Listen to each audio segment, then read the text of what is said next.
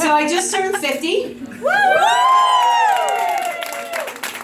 I figured, you know what, I'll come out and see if I can make everybody laugh. And but everybody was asking me, what are you going to do for your 50th birthday? So I was talking about, traveling and stuff, and they said, you know what I need is I need to get laid. I do. It's been a while. So, I went out, I shaved my legs, and as most ladies know, it's February. So you mean serious business if you're shaving your legs in the middle of February. I bought some wine, I got some candles. I went to the guy's place, and I was all excited, and I have to be honest with you, I have the best gynecologist. Yeah. Where else are you supposed to go these days, okay? First of all, you know how long you're going to be there. You know you're not going to get a disease, and he's going to talk to you afterwards. Okay? I mean, it was very, very nice. It was a very warm, wonderful experience. And look, it could be worse. I could have paid for it, but I have insurance. So it's all good. And then I figured, to make the day even more exciting, I went for the loving, ever fantastic mammogram. Because I figured, why not? Now, as most women know, right, mammogram, okay, but for the men in the room, and any younger men, let me explain to you what happens. So somebody gently grabs one of your testicles and puts it between two pieces of glass, okay? And they squish it, like this, like this, okay? And all the time, hold your breath, because you have to picture. And you're like, oh my God, I lived through that, holy shit. And then they're like, okay, well, what else do we do? Well, now we have to do the other testicle. And my hands are not warm. So that's basically what it's like to get a mammogram. So I figured, you know what? Since I'm 50, the next thing I need to do is the colonoscopy, right? I figured might as well just do the whole package. But no, I'm going to wait for that one. I'm a little sensitive and I'm shy and I'm not really ready for that type of commitment yet. So I'm just going to keep sleeping with the gyno. But then I'm not really a big fan of doctors, and I think a lot of it is the fact that when you first walk in, you got to go down that long corridor. And as you're walking down, you're waiting for the freaking kids from The Shining or that fucked up clown from It to come. And then you see the scale, and you stand on the scale. Now, I clearly am 4'11". I take great pride in the fact that that's my height. And that's only if the stars are aligned, there's sun, and no humidity for 50 miles. But I stand on the scale, and she says to me, well, okay, well, here's your weight, and you're 4'10".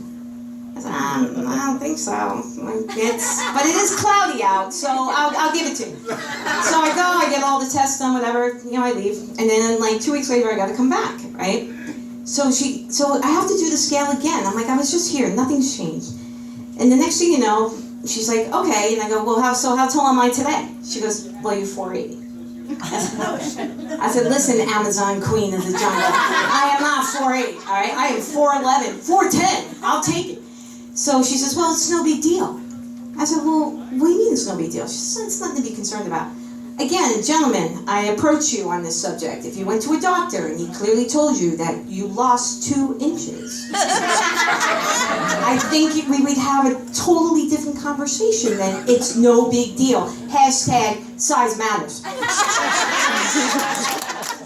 And so, again, I don't really like going to the doctor, and one of my biggest fears actually when I was at the mammogram and the poor lady, because I cannot take it seriously that what I'm having done with a woman grabbing my breasts ever so gently, like this, and it's a little awkward, is what if there was like an emergency, okay? There's a fire or a zombie apocalypse or something, and you're out there like this, and everybody's running like rats on a freaking ship, and you're like, anybody, okay? Just anybody come and get me. And then I'm saying to myself, well, I guess it really could be worse, because what if you were having like one of those MRIs where you lie down, you gotta put the helmet on, and you got that mirror so you can see everything, and you just see people bolting for it. And you're strapped, and you're like, yeah, I'm me. That's it. This is how I'm going out. I'm not going kicking and screaming. So I'm not a big fan of MRIs either. And again, that's why I don't like going to the doctors.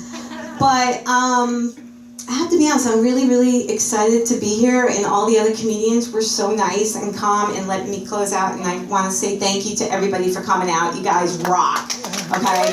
It's not easy. And but the other thing I have to say, I'm a big Walking Dead fan. Right? Carl. Gotta love Carl. Fucking idiot. He does. It's just like you know it's time for him to go. And I just feel that, you know, when I watch the show, I'm really into action movies and zombie films and stuff like that, but I get a little annoyed at the fact when you see the women in the show, okay, and you look at them, their eyebrows look great, you know, they have that little bit of lock, you know, like just a little bit of gloss, and their armpits are completely clear, okay, their legs look great. Now, if there was ever an apocalyptic moment in my life, I know for a fact, okay, oh, and nobody has tampons? Nobody grabs tampons or a toothbrush? No, but their eyebrows look great. I know that I would look like pretty much a Wookiee, okay? My eyebrows would be all screwed up. I'd have a mustache. The armpit hair I could put into a weave if I needed to. All right, I take it back. I would not have a mustache, okay, because I have pride. I would not let go that bad. But the armpits, probably. And that's probably just week 2. Okay, we're not even talking about full-blown apocalypse. Okay, that's just the 2 weeks of walking around aimlessly trying to find food. But, and then, thank you. I really appreciate this. I really do. You have no idea. And I wore my Wonder Woman shirt because I figured if I suck, at least I look cool with my cool jacket and my Wonder Woman shirt, right? I figured that the power of the girl, because it is our year. Okay, it's going to be our decade. I'm sorry, guys, but women are going to rule this time. But for my birthday, I also decided to make, you know, a bucket list. And everybody should have one. I highly recommend it. And I want to go traveling, and I wanted to buy a new car, and I want to start dating because it's been 4 years. It's kind of getting lonely. But then I also decided to make, and I apologize, Dad, in advance, a fuck it list. Okay, this is the list that